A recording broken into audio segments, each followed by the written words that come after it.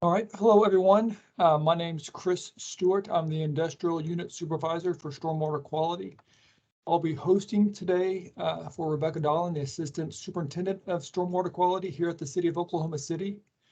I'd like to officially welcome everyone to the September edition of our 2022 monthly webinar series.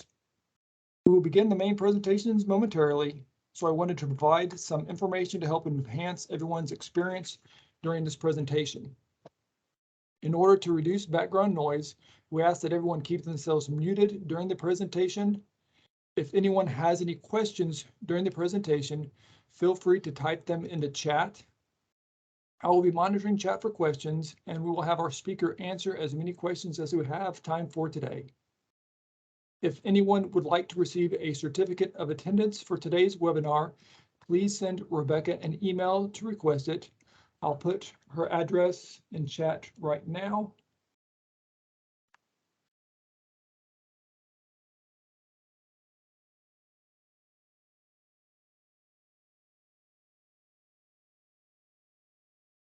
Each of the presentations in this webinar series will be available within a week or so after the scheduled webinar date on our website under Stormwater Workshops.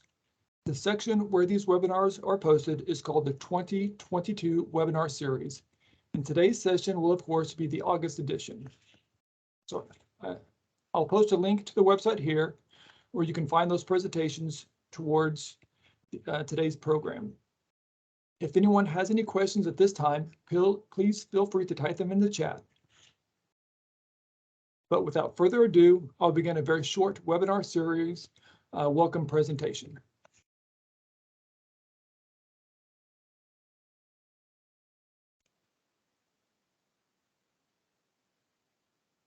Good afternoon and welcome to our monthly Stormwater Quality webinar series.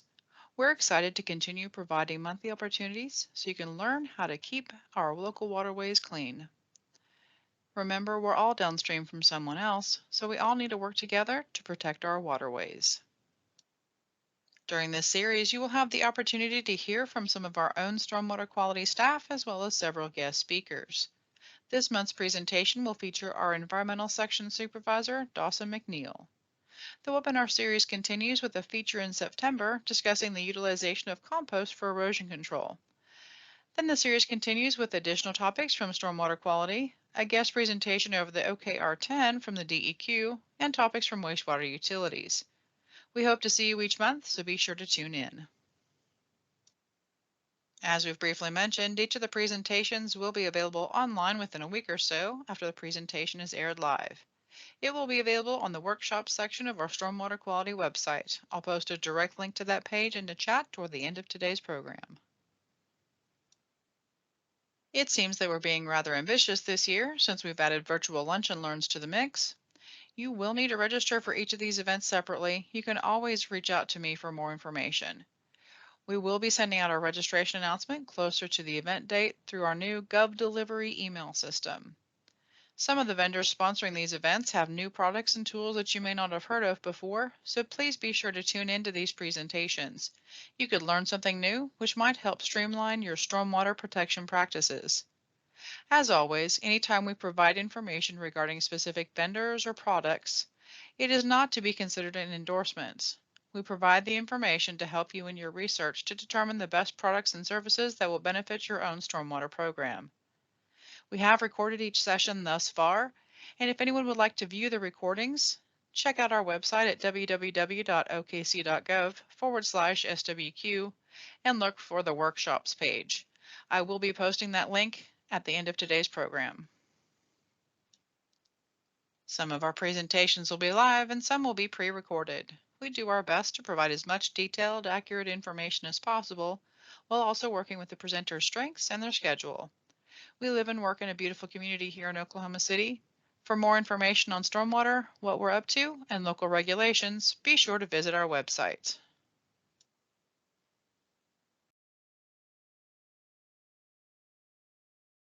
All right.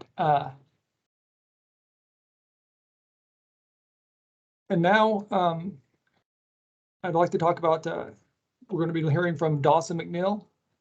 Dawson is an environmental unit supervisor with the Stormwater Quality Division of the City of Oklahoma City's Public Works Department.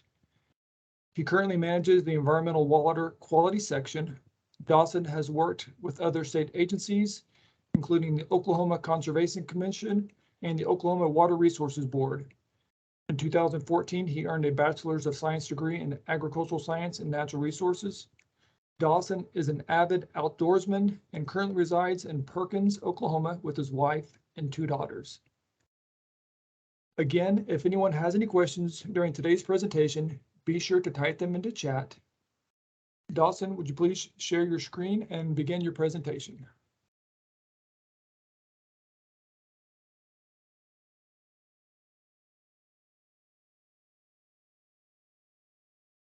Alrighty, thank you, Chris, for that presentation. You did a pretty good job there.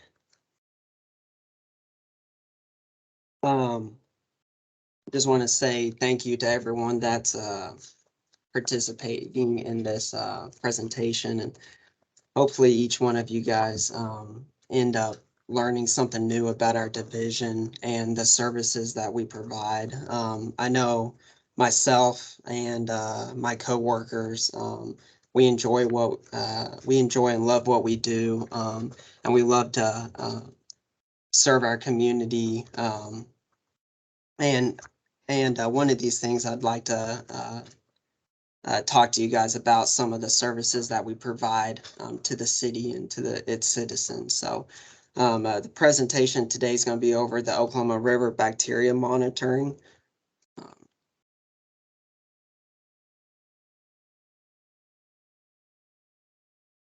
I'm just going to start off by going through a short overview of stormwater quality. So within the Stormwater Quality Division, we have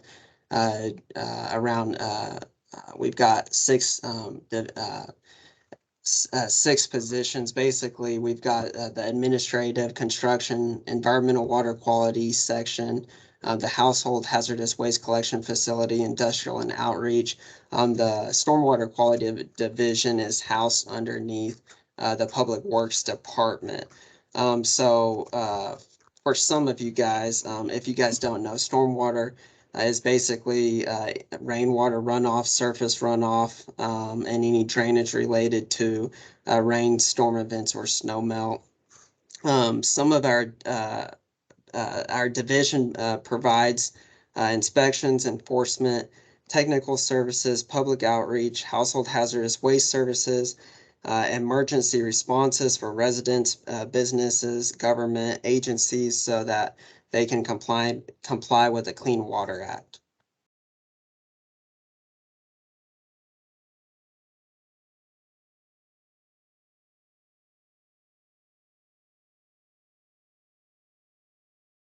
Sorry about that.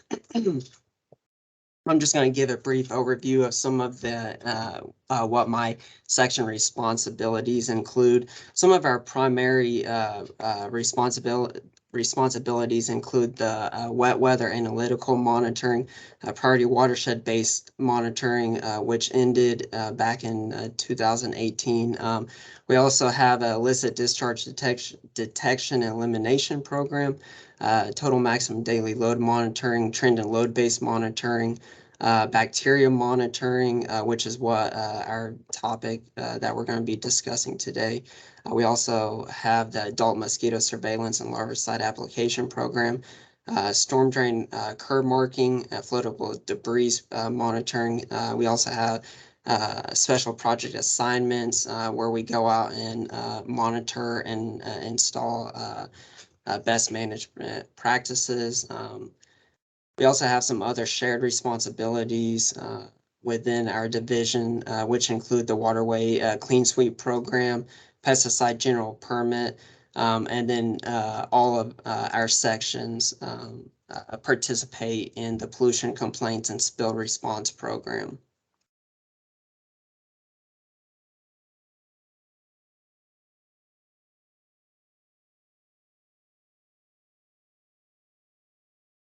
So the North Canadian Oklahoma River Bacteria Implementation Program started in late 2008. Prior to 2008, we essentially had no bacteria data on the Oklahoma River. So once they realized that there was no data, they started implementing this program. So since the start of this program, they started collecting E. coli and enterococci samples on a weekly basis. Sample analysis is primarily ran through the Oklahoma City Hefner Laboratory. And since the program began, just over 1,100 samples have been collected. Some of the reasons why our division decided to test E. coli and enterococci samples was basically EPA had determined that these were the best indicators of health risk from recreational water contact and fresh water. And some of the other reasons why we also test for E. coli and enterococci is that we are exclusively trying to detect bacteria that is primarily associated with warm-blooded animals, including humans. So we're not trying to detect bacteria that is outside of a warm-bodied animal. Other bacteria can essentially be found from, say, soil or let's see here, soil. There can be found from areas that process wood.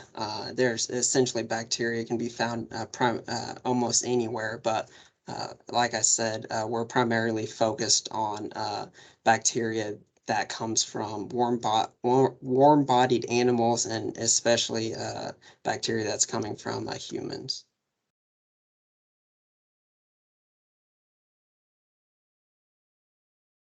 I'm just gonna go through some background cases that has happened on the Oklahoma River. Some of you might have known about these cases, possibly even worked on these cases in the past. So this one that I'm going to mention was the Boathouse International Triathlon that occurred in 2009. I know this one was a pretty big deal for Oklahoma. So this occurred just prior to the startup of the Oklahoma River Bacteria Program. So, and as you can see there, the Associated Press, the front page of the paper, it states the Oklahoma River water caused triathletes illness, health department says. And this is something that if you are directly involved with, this is a title that you really don't want to see. So basically this triathlon included a 1.5 kilometer swimming event. There was 367 participants. 218 of the participants responded to the health department survey. Out of those participants, 45 reported symptoms.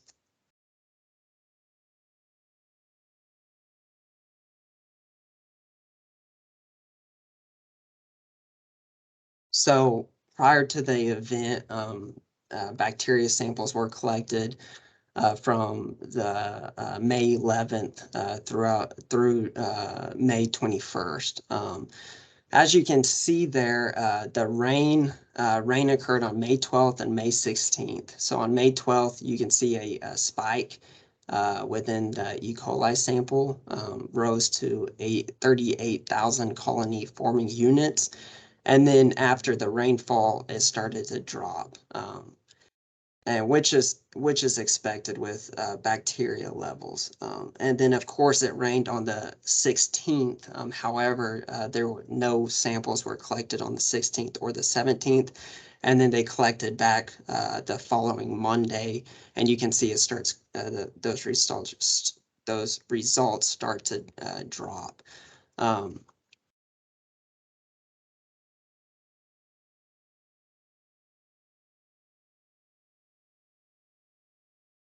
And this is an example of a title of a front page that you want to see on your newspaper. So this definitely was something that I believe that our stormwater folks that was directly involved with this is something that they wanted to see. And so what happened was there was a task force and a collaboration between Oklahoma City, the Oklahoma Water Resources Board, Oklahoma Department of Environmental Quality, and City County Health Department and the State Department of Health. And they met to develop recommendations to prevent similar occurrences. So the outcome of this task force basically was continuous monitoring and special events monitoring in support of the revocable permits for primary body contact recreation activities. And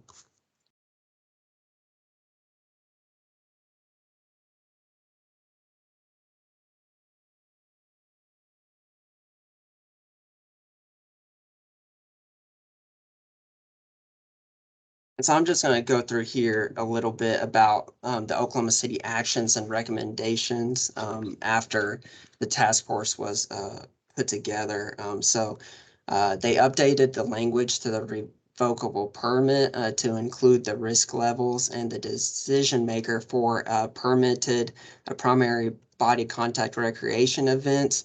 Towards the right of the graph, you'll see the numerical guidance based on microbial perimeter for bacteria. And you'll see there if the numerical criteria, it reaches over or greater than 407 colony forming units. That's an elevated risk level, and primary body contact activities canceled. Some of the other actions and recommendations that occurred was in the primary body contact recreation, the standard for swimming advisory or permitting purposes was also established in the Oklahoma state standards.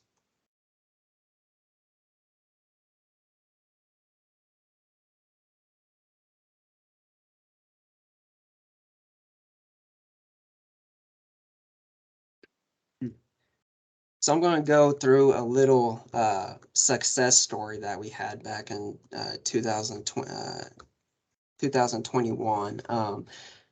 And so this is going to be over the Holiday River Parade. And this parade occurs mostly every year. Of course, the last event that occurred was back in 2018. So this year, or for 2021, it was scheduled for December 4th, and we began to have stakeholder meetings with the Parks Department, with the River Sport Foundation crew that was going to be hosting the parade, and they began to tell us how important this was for them. They began to tell us that thousands were expected in attendance, including Mayor David Holt, and especially since they hadn't put anything on in a couple years. So for our involvement for stormwater quality, we were responsible for the collection of water quality samples. We're also responsible for analyzing the data and then providing the guidance in accordance with the revocable permit. And so that's why stormwater quality will get involved if primary body contact recreation is involved with the revocable permit.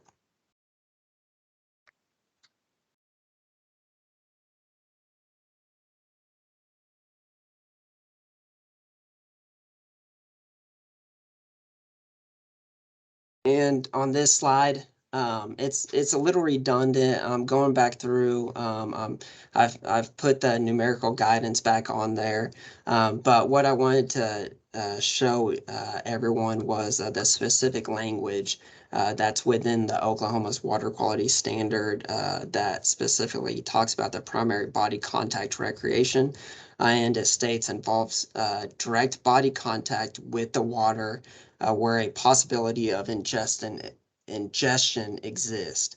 And then within our revocable permit, it states if elevated risk levels are found, primary body contact activities with the Oklahoma River shall be canceled until data certifying low, moderate risk levels and approval of the city's authorized agents are obtained.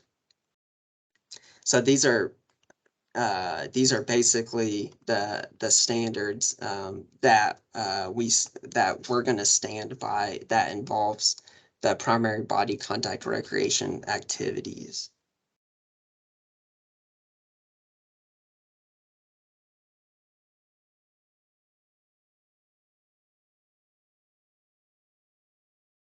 So on the right, you can kind of see I've put together a sampling, a graph. The yellow indicates the E. coli results, which is in the most probable number. So don't get thrown off with the most probable number to the colony forming units. They are comparable. They're 1-to-1 ratio. The dark navy, that's going to be the rainfall. So a lot of times rainfall, the more rain you get, you're most likely you're going to get high E. coli of results, which that just makes sense because everything's washing off roadways, everything's washing off yards, storm drains, and it's all going into the river. So you're going to have elevated bacteria results. That's where your polluted water comes from. So in this graph right here, basically what ended up happening was in around early November, we had that stakeholders meeting and we was putting together everything. And I had been noticing that our E. coli results were not receding after insufficient rainfall for 2 months. And it was kind of starting to get a little concerning. And really, I started looking after it because we had some rain. So I just figured, well, we had some pretty decent high E. coli levels. Maybe it'll go down. And then we didn't have any rain for a couple weeks, and the E. coli levels were still like hovering around 700, 800, 1,000. And in that graph, it's kind of hard to see even 1,000 just because 5,000 is pretty much the first bar there. But whenever you still see elevated results after there hasn't been rain in a couple weeks, you definitely start to get concerned.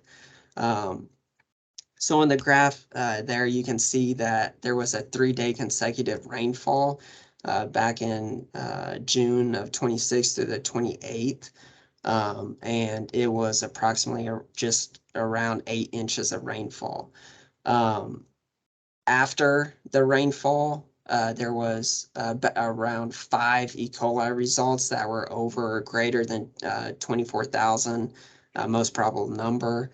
And then the highest E. coli result prior to the damaging rain event was just above 4,000 mpn. So whenever we went and we put all this data together, we could tell that something happened somewhere. But at this time, we had no idea where or what, to expect on this. This is just a larger graph for you to see.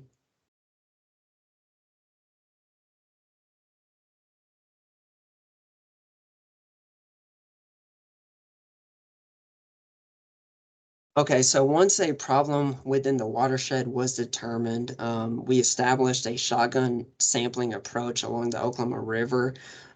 We went through and we plotted 45 sites along the Oklahoma River, and some of these sites were directly every mile in the center of the river, just along roadways or bridges where we can just drop a sampling cup. And then, of course, I put a sampling point on every incoming tributary that was coming into the river there. Within those 45 sampling sites, 7 of those sites were dry.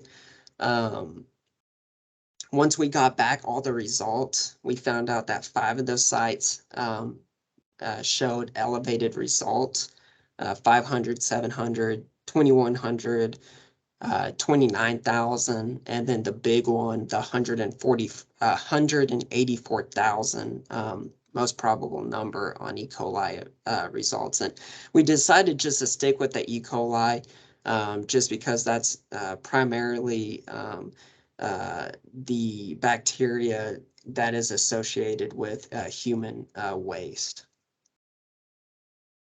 And the next move, once we determined our somewhat hot spots, was to start tracing these sources upstream. And you can see in that map, hey, Chris, can you guys actually see my mouse right here moving or no? Yes, sir, we can see Oh, that. you can? Okay. If you follow my mouse here, let's see here, right around here is our normal sample site that we are sampling weekly. Every week on the river, we're sampling this same spot. So you'll notice on the map that we actually picked some sites that were actually past the site that got the hit. And if you went along the river, you'll notice that there are dams along the river. So we just didn't know if possibly there's no water flow, and if there's enough discharge coming off of one of these tributaries that it could possibly be just filling up in that area. So that's why we decided to go farther past than our normal sampling site.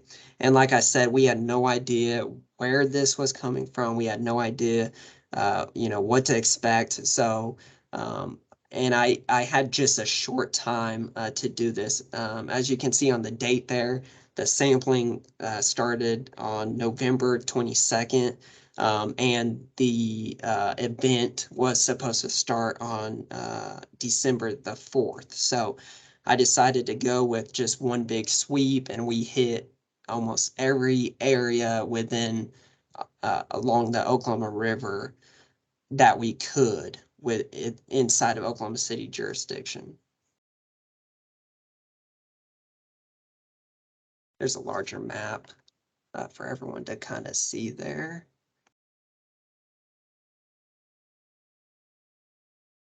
And I believe the 500 is the site that we sample on a weekly basis. Okay, so what I'm going to do now is I'm going to kind of hit every site that we went to that had an elevated result. So the first thing we did, of course, was we decided to hit the site that had the highest E. coli result, which was at site 367. You can see there in the picture on the right. I mean, this was just as soon as you stepped off of the bridge over there, and you could see just floating scum, bacteria growth, all kinds of stuff. And something like this, when you see toilet paper residue, any kind of material like that, really, you technically don't even have to really sample anything. You can pretty much track it up to the source It does help to have GIS to where you can actually see where the storm lines and sewer lines are, just because once they go underground, it can be very difficult to track up. So this source was tracked up to a clogged sanitary sewer. The sewage was actually infiltrating through a brick lining into the storm sewer that was located directly underneath. So once we actually narrowed down where the leak was, we notified Oklahoma City Utilities, and they came out several times. They were having some issues trying to find the exact location of it, but it has been fixed. However, this was a extremely challenging site. We went out. We took our storm drain camera and we went through the lines. However, we just kept getting stuck. Some of the storm sewer line was old. It was starting to break apart, and it was just hard to get our camera up in there. So we had some difficulties finding the exact location, but eventually it did get fixed, and they did repair the line.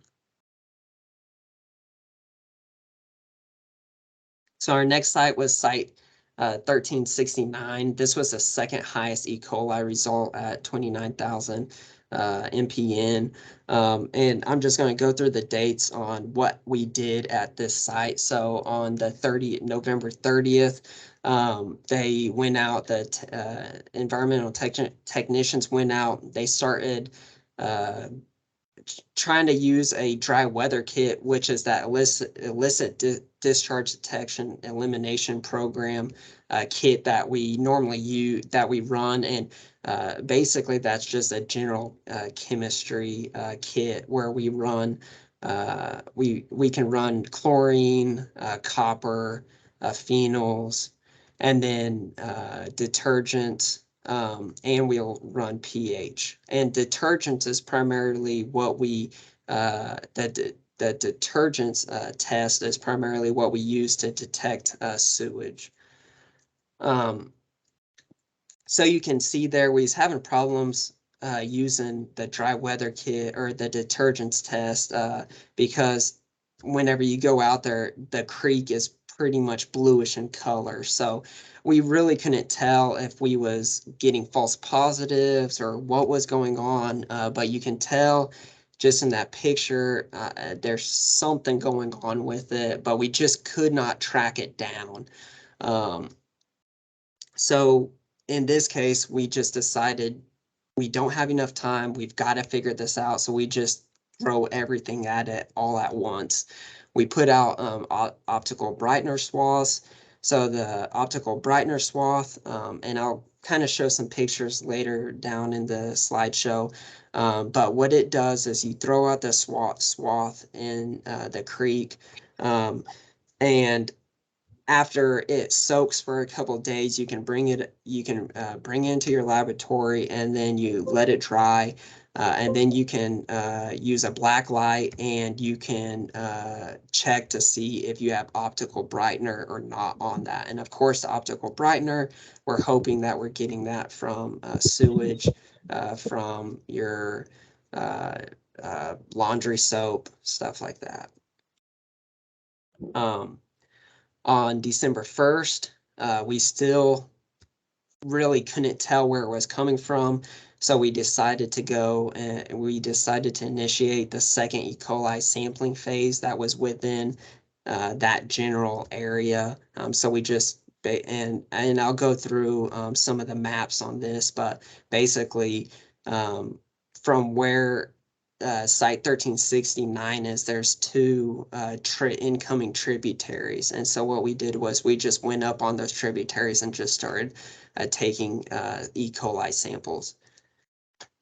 So normally we let those optical brightener swaths sit out for at least 3 days, but in this case, we just didn't have the time. So I decided to pull them early, and the optical brightener swath and water sample, and we decided to analyze it right then. And we brought them in and we noticed that, yeah, we did get a positive hit. So then we went back out there and basically we could tell exactly where it was coming from. We got down in there. You can see on the picture on the right, we're walking over there. And you really had to get pretty close to it, but you could see sewage residue coming up. But it wasn't like normal sewage residue that you might see like at an apartment complex where it's just like sitting there. Since this one was kind of coming in the water, it was kind of mixing. So it was really difficult to see. So what we ended up doing was just dye testing. So we threw in some dye tabs into a nearby sanitary sewer, and then that's what confirmed where the leak was actually occurring. So basically, it was 2 main sanitary sewer lines that was in the river, 2 24-inch gravity fed lines. Once we determined that that's exactly what it was, we notified utilities, and then utilities took immediate action. They came out there and capped the line off.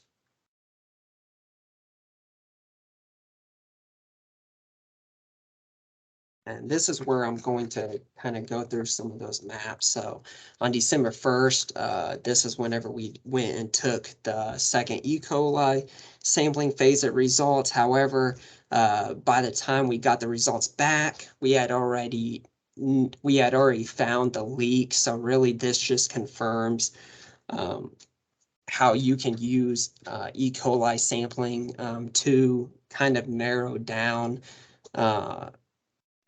your discharge if you don't know where it's at. So all of these results that came back it was just really interesting. As you can see there, I've kind of got it marked down where the sanitary sewer leak location was. And so downstream of the leak, you can see where it was extremely high numbers, like over 1,870 there and 610,000 MPN. And then upstream, you're getting normal E. coli readings 70, 30, and those are the readings we like to see. However, you can see at the bridge, still getting 5,000, which makes sense. It's downstream.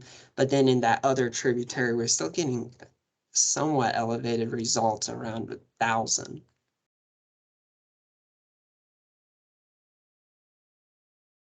And so on December 2nd here, these were the optical brightener swath results. In the picture, you can see right here on this left side, that's a positive detect. On the right side, that's negative. And I just mapped out what was negative, what was positive here.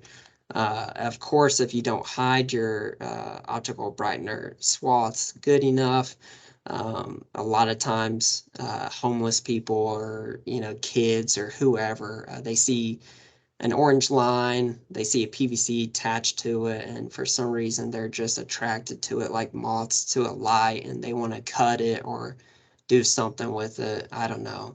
But somehow they end up being taken and cut, and they use it to whatever they want to, I guess. But sometimes that makes it a little bit difficult. So I always tell my technicians, make sure you hide it good so that we don't have to go back out there and deploy them again.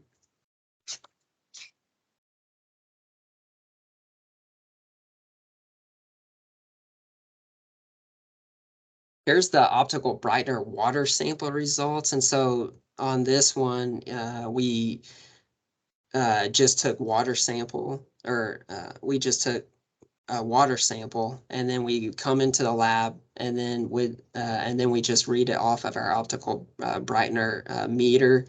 And it's really not the best test to use. Normally, by the time normally we find the source before we ever even have to use this.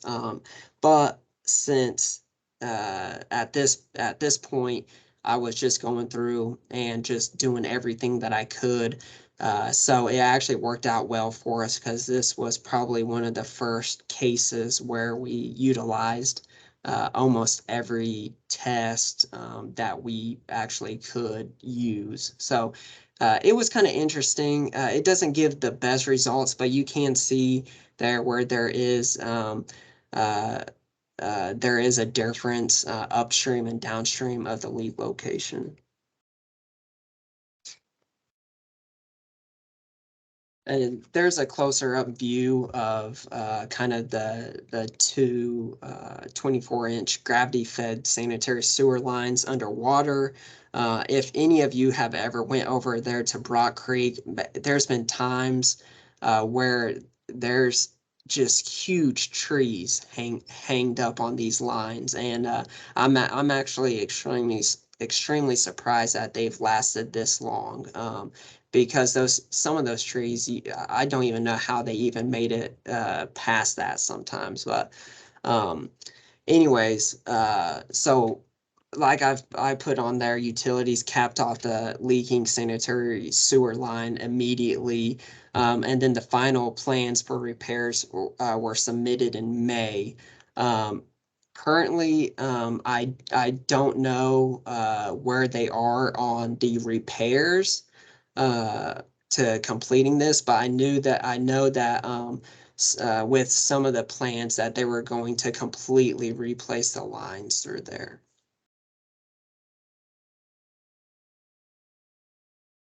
So once the sanitary sewer line was capped, you can still see that the E. coli results were still fluctuating. And I've just got some of the dates listed there. So on the first, 365, the day prior to the event, 727, and then the day of the event was 308, most probable number.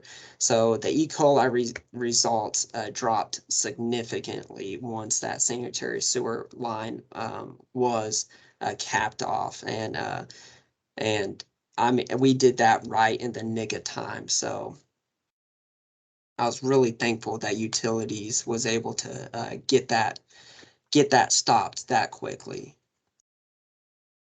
and so was everyone else that was involved with this. I put on there just the E. coli sample cost, $65 per sample. We ran a total of 47 samples, and the total cost was just over $3,000. So if anyone wants to or decides to run some kind of E. coli sampling program, so that's kind of the essentially the cost that you might run into.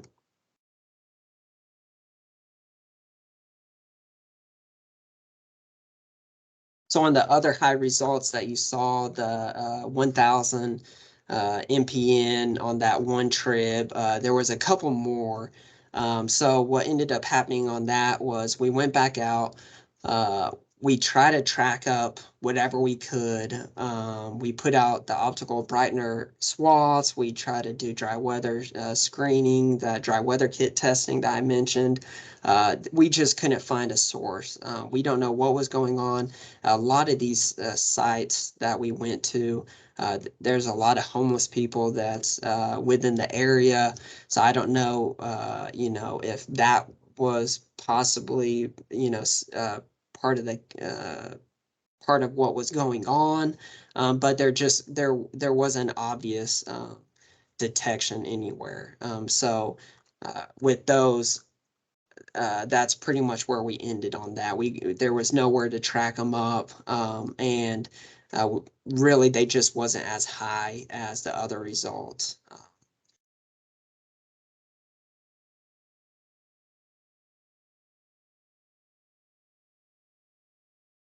Here's a graph of the bacteria, the E. coli results on the Oklahoma River from January 2021 all the way until I think it was pretty much last week. I put the result down. So you can see how it just fluctuates. As soon as you see a rainfall come, you're going to see E. coli increase. One thing that we haven't seen since that line was capped was we haven't seen an increased number of greater than 24,000 MPN. We have on a maybe on a couple, but that's because there was some really high rain events. But lately, our results have been extremely low. And like most of the results that we're seeing in the last couple months have been running under 100. So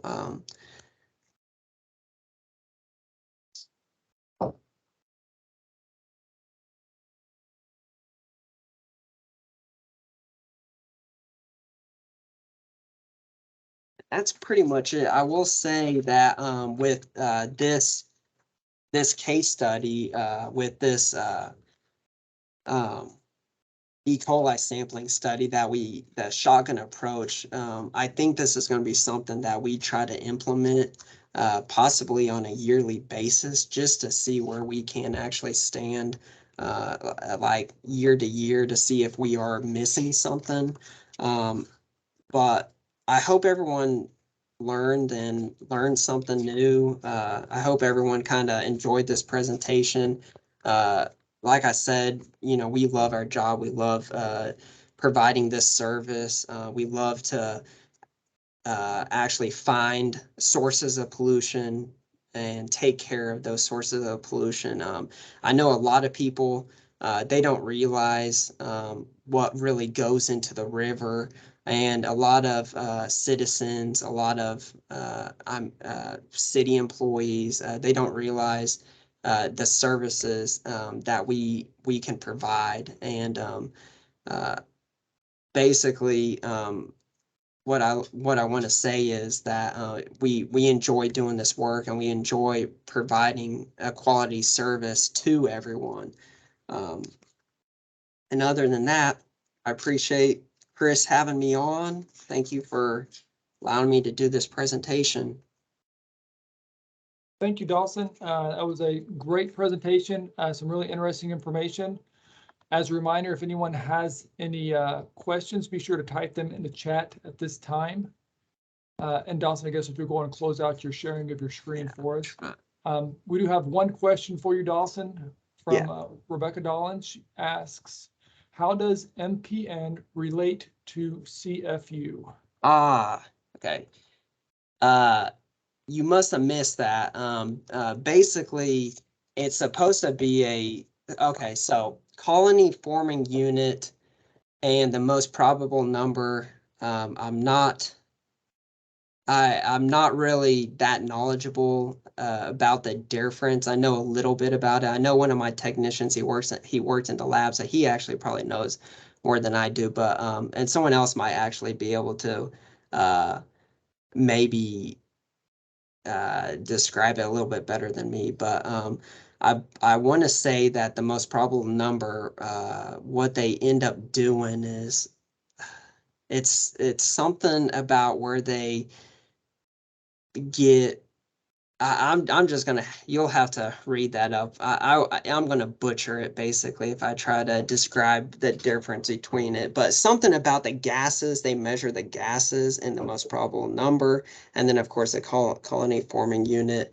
They're gonna measure, I guess, the amount of colonies within that Petri dish or something. But like I said, I'm probably going to butcher that, so I'll leave that for the person that actually runs those tests. Chris, do you know that one? No, sir, I do not. That is out of my expertise. So we'll give, I guess, everybody a little bit of a homework assignment to do that, just to clarify the differences between the two. All right. Well, it doesn't appear there were any more questions. Once again, Dawson, thank you very much. That was great information. See, Rebecca's put into chat. There you go. Yeah, the MPM is an estimation of the concentration of microorganisms. CFU is the actual colonies. Yes, uses tubes and shows bubbles. I knew it was something with like the gas or something like that, but not 100%. Thank you, Davis. Excellent. All right. Thank you all very much for that. I appreciate that help.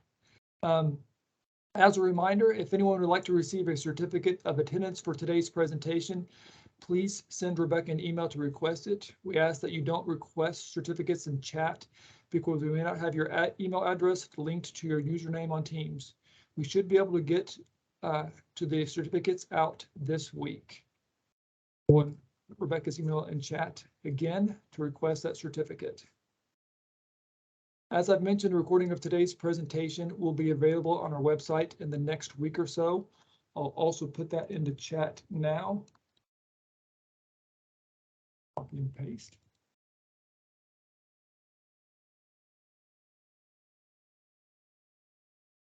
And we want to thank you all for attending today's webinar session. We hope everyone enjoyed the presentation.